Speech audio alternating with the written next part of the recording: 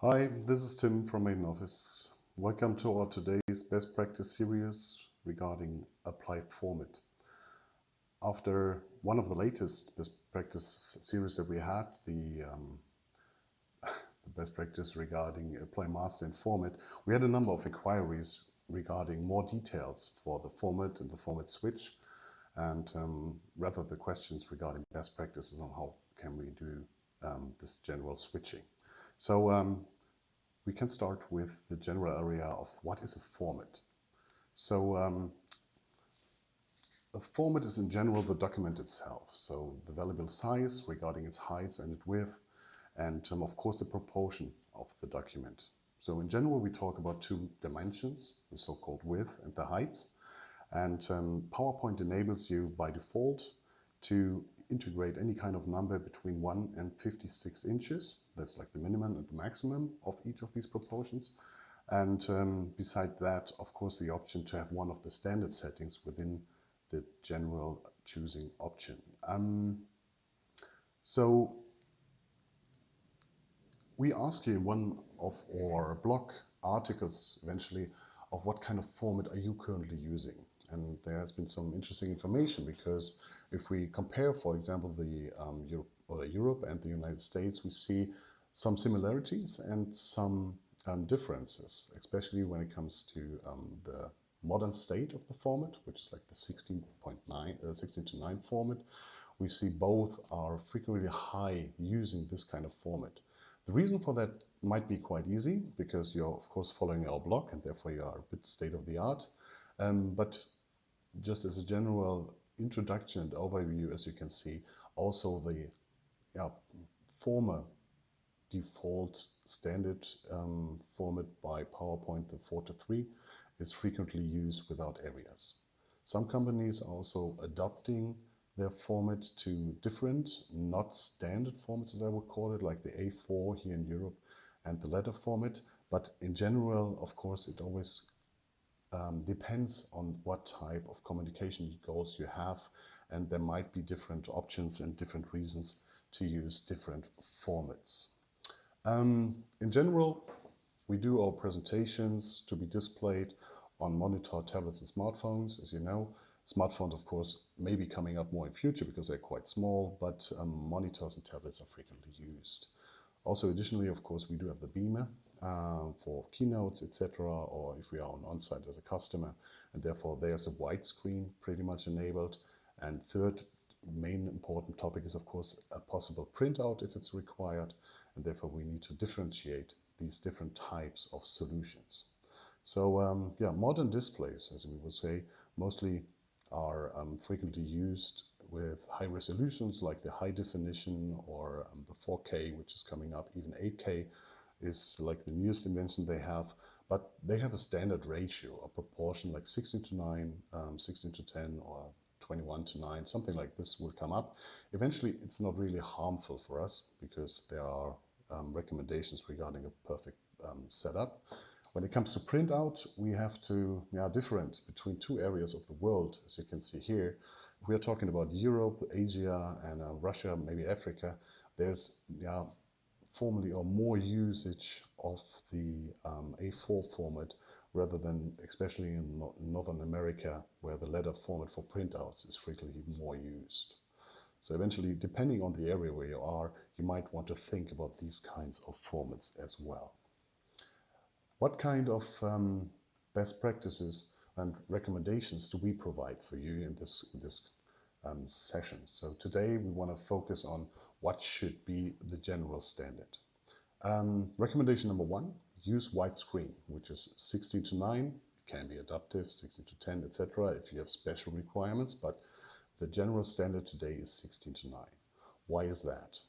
First of all, state of the art, which means current available displays are frequently using widescreen formats, as you know, having a monitor maybe that you're currently looking at.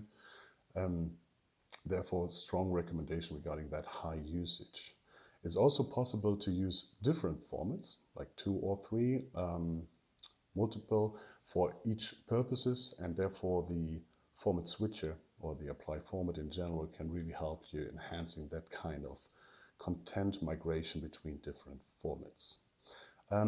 Why 16 to 9 is so important is especially for, I would say, the sales or the keynotes, or especially if you are the customer side, because eventually if you are compared to a competition who is maybe having 16 to 9 and you're having 4 to 3, it might feel like you're a little bit classic, like you're a bit out of date and not up to a state of the art. And therefore, of course, you should always ensure that you have a modern, innovative way of presenting yourself. Okay, second recommendation, use the standard heights. One of the biggest pain in Microsoft is actually if when you are switching formats is that this little dialog comes up and it asks you if, how do you want to migrate this content, if you want to maximize it or you want to ensure the fit of the current slide. Eventually, looking at the design, this is a question which has no right answer, because eventually it will either harm the overall look or it will increase typically the font of all your content to sizes which are not in compliance. So therefore, there's one strong recommendation, and that is use the standard heights. The standard height is 7.5 inch or 19.05 centimeters. It has a reason, it has a reason behind it, because when PowerPoint started, one of the default settings of 4 to 3 has that 7.5 inches on heights. And the following areas that they brought up, like the first widescreen in 2007, also had that same, what I took over the same width at this area, but not the same heights. And everybody who was using it eventually found out that the heights is more important than the width. So the 19.0.5 or the 7.5 inches have actually become the standard. Most of the content that you find globally will have that kind of heights. So if you want to ensure that this dialog doesn't come up and that you have the perfect situation for format migration, please ensure that your slides are also having that standard size.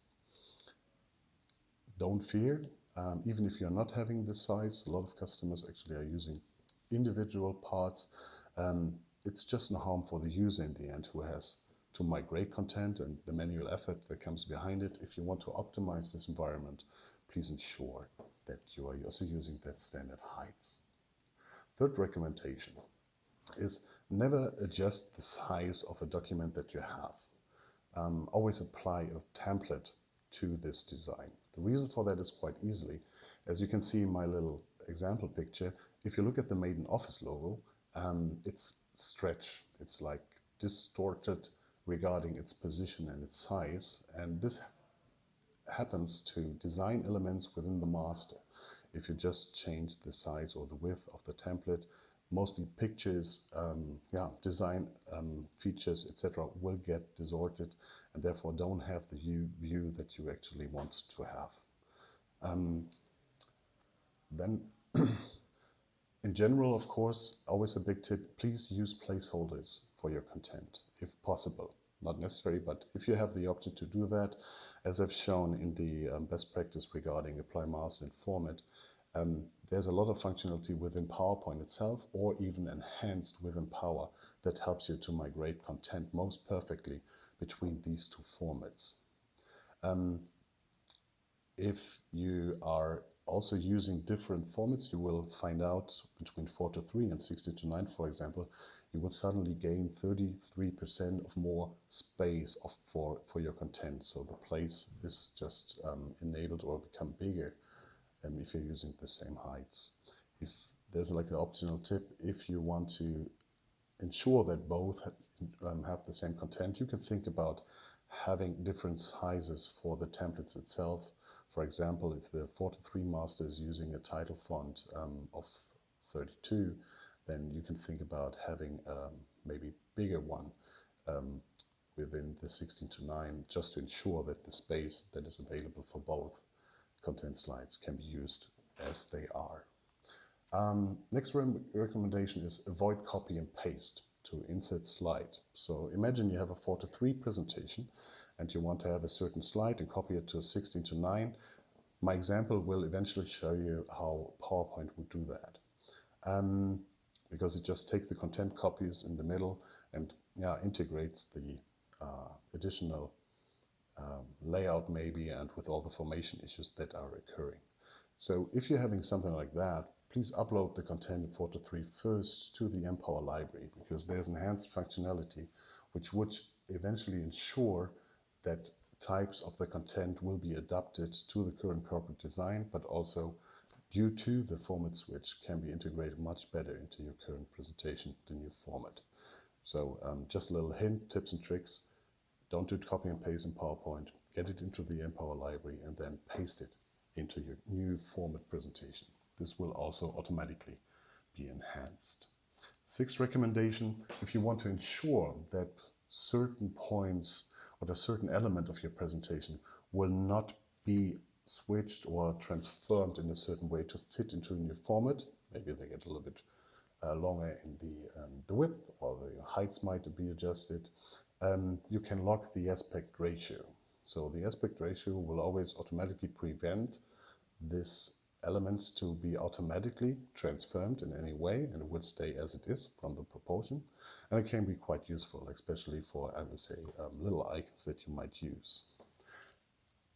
As you've seen in my last, or in the former best practice series regarding master and format, some of the examples do automatically transmit as good as it gets, some don't. So eventually I would like to give you a little hint about why do some parts just do not automatically be applied. So if any of the content within the current slide does have the lock aspect ratio enabled, like I've shown you in the slide before, Empower would not automatically try to replace the current content on the existing slide, but it would stop as it is and just take the elements and put it on the left side for the manual transaction of the user. Also same if pictures are used not within a placeholder, but as a single element on a slide, Empower is most likely to also stop its current migration and ask the user to do the manual transmission, just to ensure that we are not stretching anything that shouldn't be stretched, or we are maybe, especially your product pictures, of course, we would like to leave as they are. Certain elements such as circles or anything that's like clear from the proportion are also locked. So if you're having a circle which has the same height and the same width, of course, then Empower would also not automatically transform it and maybe stretch it, make it an ellipse or something like this. We would stay to this very safe moment. Yeah, regarding the point safety first. The easy solution, if Empower doesn't automatically do anything regarding the new position of the elements, you can always use the enhanced alignment tools, where there will be another best practice soon to help you regarding that points. So for today, thank you very much for your time. We are looking forward to your question if there are anything, and I'm happy to welcome you next time. Have a good day. Goodbye.